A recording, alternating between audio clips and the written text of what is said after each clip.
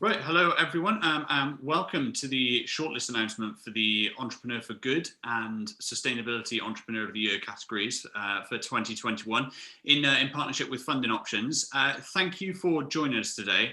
It's been an incredible year for us. We've had over 4,800 applications, so it really, I mean, we say it every year, but it really is kind of getting tougher and tougher to make it to the shortlist. But even if you haven't, then, you know, given the events of the past year, I think it's safe to say that each and every single one of you deserve a huge amount of praise for being here in a position to enter awards, whether you've started or survived or thrived during the pandemic. We are mixing it up slightly for this session, so we were due to have a brief interview with a previous winner, Lawrence Kemble Cook, but he's slightly delayed. So what we're going to do is actually we're going to jump straight in to the shortlist announcement. It's going to be a 5-minute video, and then Lawrence should be able to join us by the end of that. So, as I said, we will jump straight in, and then we'll get into the interview.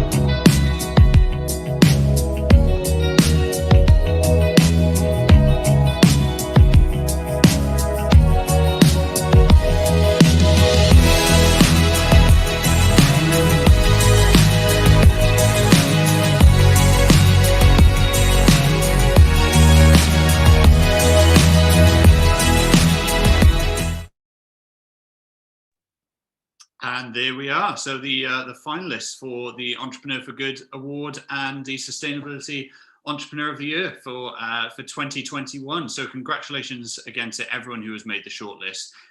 You will receive an email from our team sometime today, maybe tomorrow. We've got quite a few to get through, but it'll contain all the information you need there. And I'm delighted to say that we are now joined by Lawrence Campbell-Cook, who I mentioned at the start as a previous winner. He's the founder of PaveGen, and he won the Eco Entrepreneur of the Year award, as it was called back then. 2 years on the bounce in 2015 and 2016. And he's going to be talking a bit about his entrepreneurial journey and what the awards did for his business. We are quite tight on time this morning, but if you do have any questions for Lawrence, pop them in the Q&A function at the bottom of your screen, and we'll do our best to put those to him at the end. That's all from me for now, and now I will hand over to Simon Curitan, founder of Funding Options, our partner on these finalist announcements and the Sustainability Entrepreneur of the Year category. So Simon, over to you.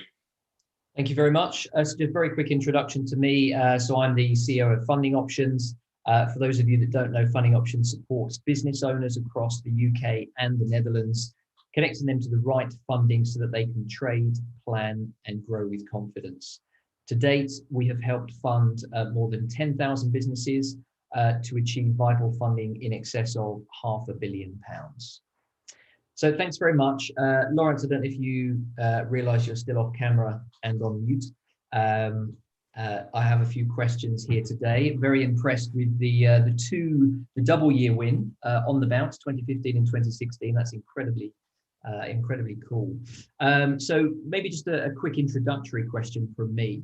So perhaps you could introduce yourself and maybe tell us a little bit about your business. Sure, great. Well, thanks so much, everyone, for getting me involved today. And looking forward to also hearing more about your business, Simon, too. But yeah, I think I won 3 years in a row from the GBEA Entrepreneur Awards. I can't remember the third category, but it was amazing. And it was when we could do events in person. And I guess by means of background, I'm the founder and CEO of PaveGen, and we make floors that convert the weight of your footsteps into electrical power. So when you walk on our floor, it converts every step you take into electricity. And we're all about bringing cities to life and allowing people to take part in the energy generation process. So now if you go to the White House, as people are walking, the energy of 10,000 people a day stores the energy in a battery, accumulates over the day, and then at nighttime, the energy is used to power all the lights in the area around the White House. So it's a really fun, exciting technology people can engage in. And I started it at university as an idea. No one believed in it. No one wanted to invest in it. The government had like a high technology advice line, and they looked at it and they said, forget it, it will never work. So I didn't have much support in the early days. And I think for us, the moment where it changed was I broke into a building site in South Bank in London, and I illegally installed my product in the ground. So I'm sitting there with my friend, we're mixing concrete, we've been digging holes with pickaxes, and we put it in the floor and then plugged in some lights. So as people walk, the lights would come on. And so on my website the next day, I posted, "The future of energy is here." It was a bold statement. There was no insurance, no approval, nothing. But then Westfield phoned me up and said, "Lawrence, did you do an installation last night?" And I said, "Well, yes, I did." They said, "Did it work?" They didn't ask me, was it illegal or not? So I didn't break any laws. And they said, "We'd like to buy one." And I'm like, "Oh my God, you want to buy one?" I spent 5 years in a bedroom with an idea, with everyone calling me a loser. And they said, "How much?" And I'm sitting there going, "Oh my God." And I said, £200,000, please. And they paid me 200,000 and it became real. So, there were some fun stories from the beginning, but then if you fast forward, we've done 9 rounds of capital, probably in total, delivered about 11 million of revenue cumulatively, and probably raised about maybe 9 million so far. And we operate in 36 countries. We're a team of about 40 people in London and Cambridge. So yeah, that's like a snapshot. And obviously there is quite a lot in the middle between breaking into a building site and being in 36 countries, but that's kind of how it started out. That is phenomenal. I was just thinking as you were telling that story, which is incredible. We definitely don't want to hear more about my business. We want to hear more about your business. That's really, really amazing. So I think you've already covered the next question. So given that we're tight on time, we'll move straight through if that's okay. So another question for you. Given where we are today, and obviously there has hopefully been some tangible progress in relation to sustainability around the globe. It certainly feels like there is it's gaining momentum and prominence in discussions. But do you think sustainability will become the default for businesses starting in the future? Yeah, so obviously this is the big $1 million question. I think that one quote that is really impactful for me by someone called John Ruskin, and the previous 100 years was summed up by wealth is life. So the wealthier you are, the happier you are. And I really think the next 100 years, with the number of Gen Zs and millennials being leaders and so forth, it will all be about life is wealth. So not wealth is life is wealth. People appreciate the world, the city they live in, and sustainability ultimately is the fundamental component of that. So I think we are seeing a shift with this new view of consumers. Consumers can change behaviors. The idea of corporate consciousness is something that I believe is higher and higher on companies' radars. However, it's not perfect, and it's still a mess in many ways. I think that a recycling bag that's £1 from recycled materials and one from a virgin polymer, obviously people are going to buy the one that is cheapest. They're not going to pay double for the recycled one. You need to build government legislation in that makes the costs make sense for businesses to do that. So I think like the government is really the market maker here when it comes to that. So I'm speaking to big companies all the time. We deal with PLCs around the world. Until a few years ago, they didn't want to speak to us. The sustainability officer was a dirty word. They were locked in the basement, and they let them out with a key once a year just to let them write something in a sustainability report. But now those sustainability officers are becoming really serious individuals. So the CEO of EY quit to become the head of sustainability for EY. Steve Varley. So not many CEOs would quit to go and sit in the basement, but now he's at the forefront of it because he understands what that means. So I think there is change, but not enough happening quick enough. Yeah, no, fantastic. Really appreciate that. So final question, what has winning the Great British Entrepreneur Awards done for you and your business? Yeah, I think it was really cool because the ones I think I was really lucky because they had it in these amazing venues. They had the biggest marquee ever when it was like absolutely star-studded event. So it was some really cool events. I'm sure they will have some really cool ones physically soon. Okay, so I was part of the family. So like all my friends were there, or I made lots of friends there in the entrepreneurship community, and everyone wanted to help me. So I made so many connections through being in the room at the right time with the right people. And when you go back every year, you see people a couple of times throughout the year and then build those relationships. So that was really amazing. And I've still got some fantastic relationships from it today. Two, I think the recognition that comes out and the PR stories, and obviously the team at GBEA are amazing because they do put out really strong content. I think I'm not applying to it anymore because I think I should let and help and support the next generation of entrepreneurs. And as a mentor myself, an investor, I love being part of that journey and supporting people. So I think it's the recognition, the network, but never undervalue the value of a network or a tribe. I spend so much time giving time to that tribe because it's so important, because you never know who will introduce you to who that could change your life. Yeah, completely agree. I've been involved with the GBEA now for a few years, and some of those events were absolutely cracking. I completely echo that. Yeah. It's definitely a real community, and the people who attend those events, the people who are nominated here today, just some phenomenal characters. So look, congratulations to you again. Really impressed. I'm actually going to go and do a bit of research on your business. But with that, I'm going to hand back to Jonathan to close up the session. Thank you again, and thanks so much to all of the nominees.